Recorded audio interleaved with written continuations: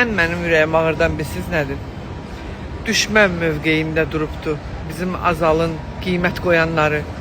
Xalq bu vəziyyətdədir. Ekonom bileti 1300 manat eləyib. Allah insafınızı kəssin. Allah insafınızı kəssin. Bu xalqa, bizim xalqa düşmən lazımdır ki, niyə belə eləyirsiniz?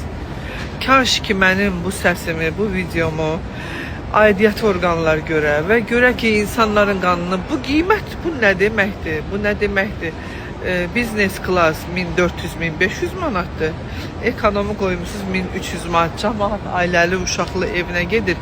Bir evə 5 bilet lazımdır. 5 bilet.